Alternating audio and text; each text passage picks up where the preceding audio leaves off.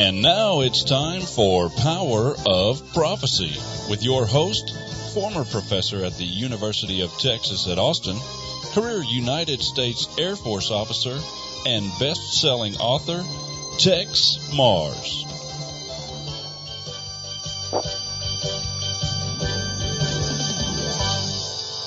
Hello, friends. This is Texe Mars. Welcome to another edition of Power of Prophecy, being heard around the world. You know, today's program is going to be so vital, so essential to you that I'm going to ask you right now, dear friends, if you haven't been listening to my program for a long time, and I know I have many, many faithful listeners that probably have memorized our telephone number for orders and our address by heart, but if you have not, please, right now, get you a pen or a pencil and some paper. You're going to want to write down the ordering information, because when you hear what we're going to discuss today with my guest, you're going to want to order his book. Now, I'm going to make a statement here. I believe this is the most important book at this time in our lives. Let me repeat that.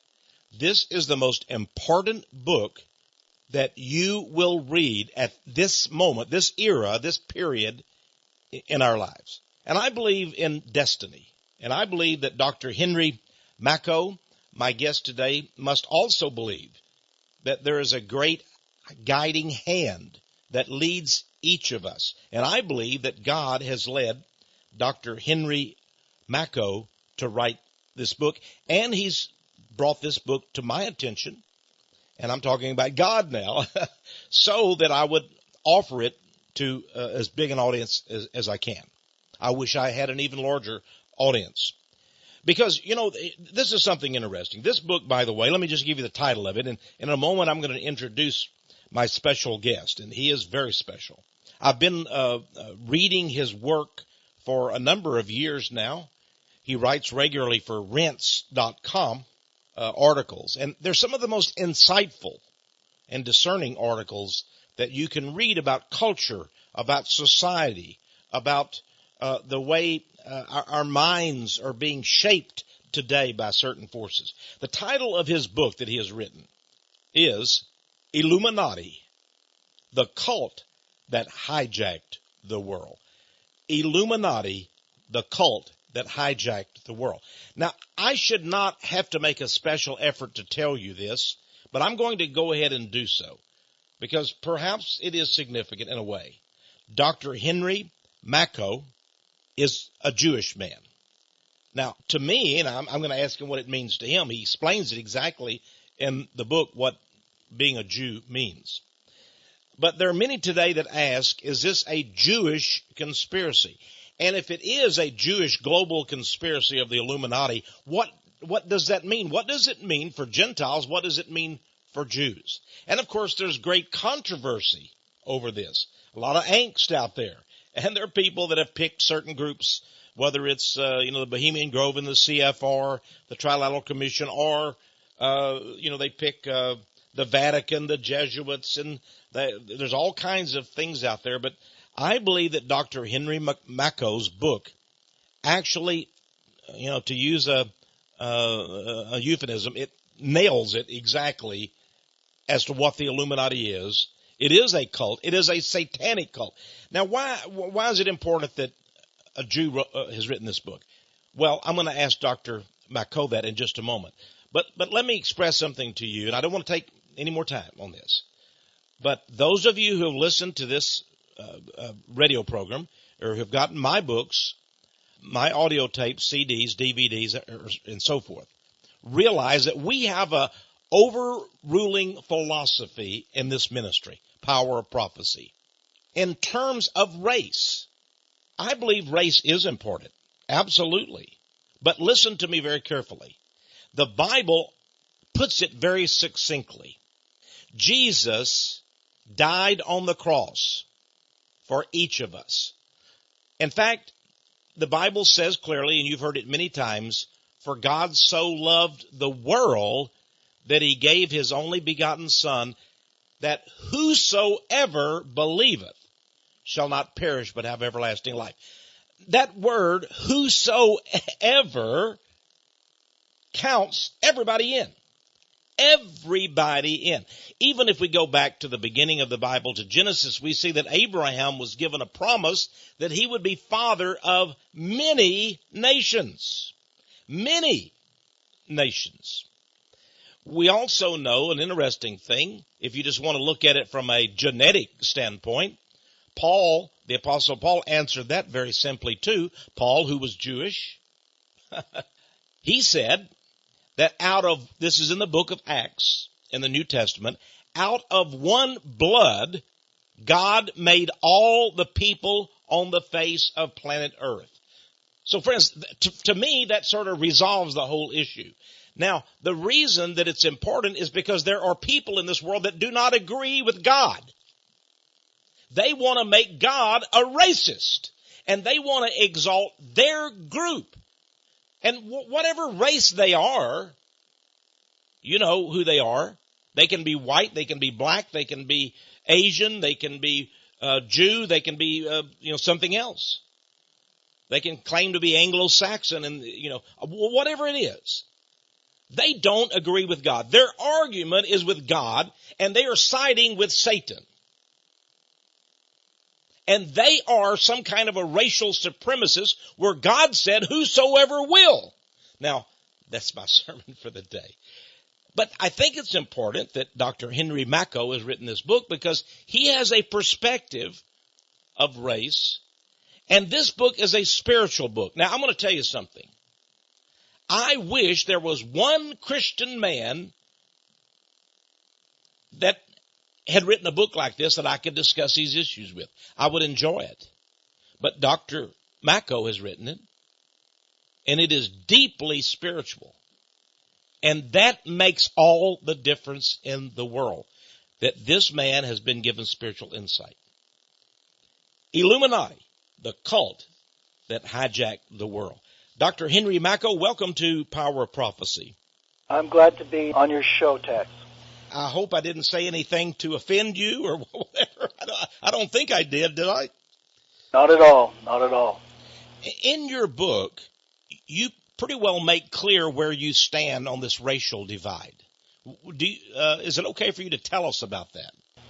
I tend to feel that anything that the Illuminati is against must be pretty good, and one of the things they want to do is destroy racial identity for non-Jews. Mm-hmm. So it seems, racial identity is pretty good for Jews, but not too good for non-Jews. Mm. So that strikes me as evidence that it's that the racial identity is important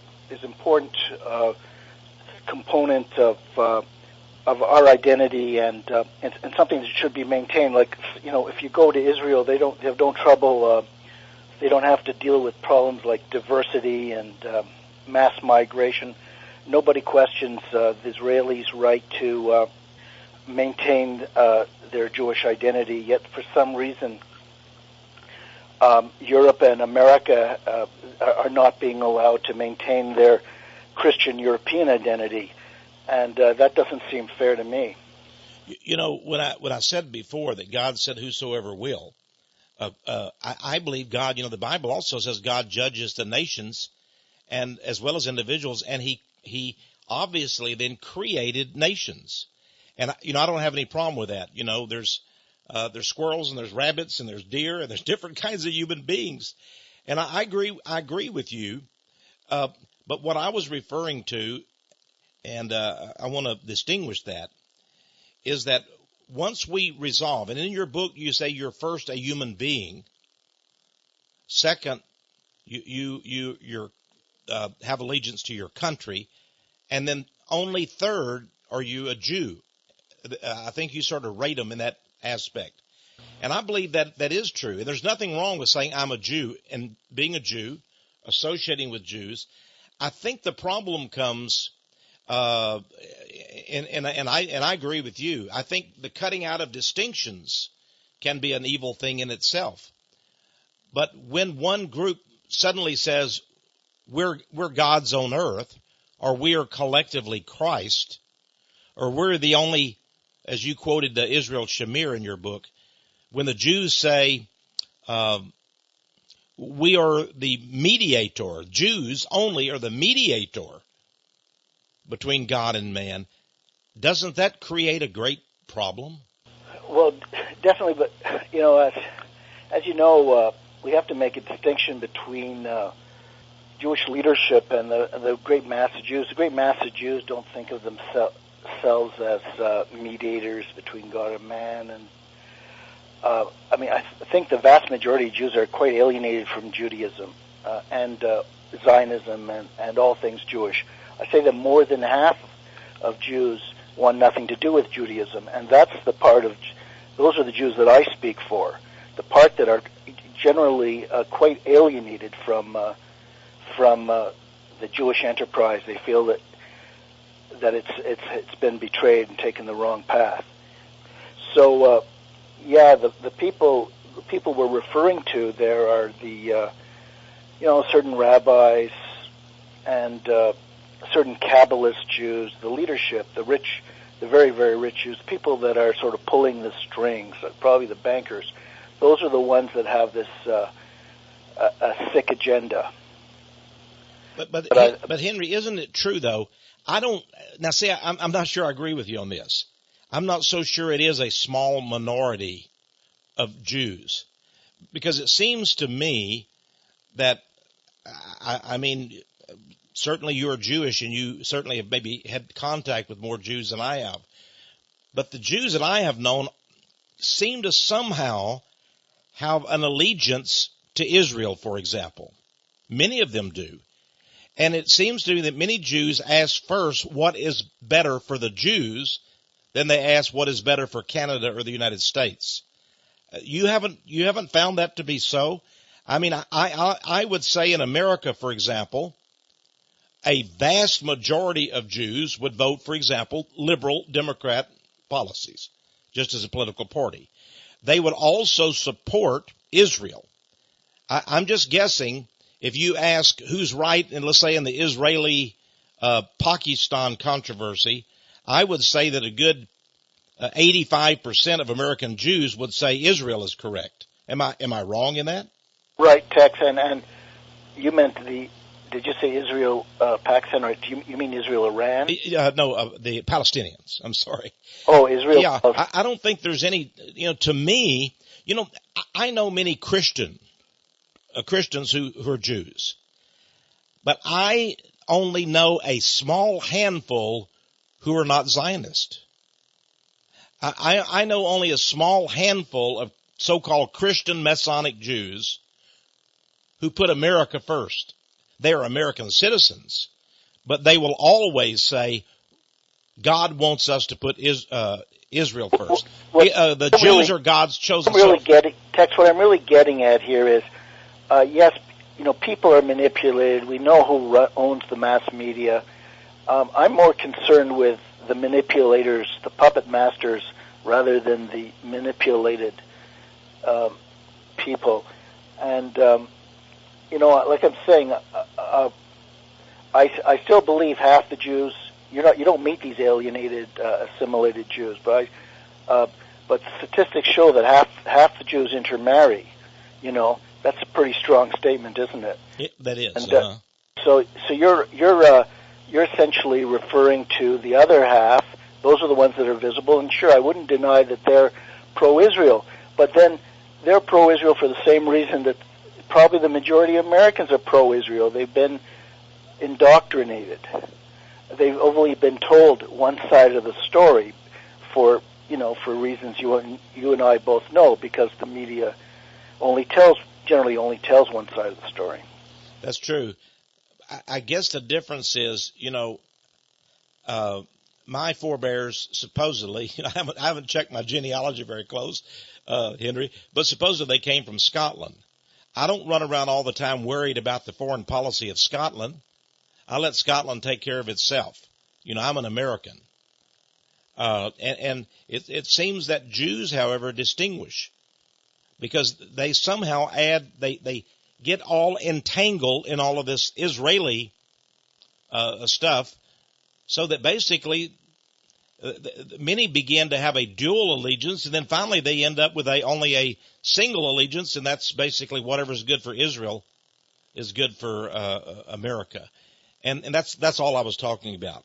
Now, your book. Yeah, well, I can't justify that behavior, and I don't agree with it, and I'm not going to pretend it doesn't exist. I'm just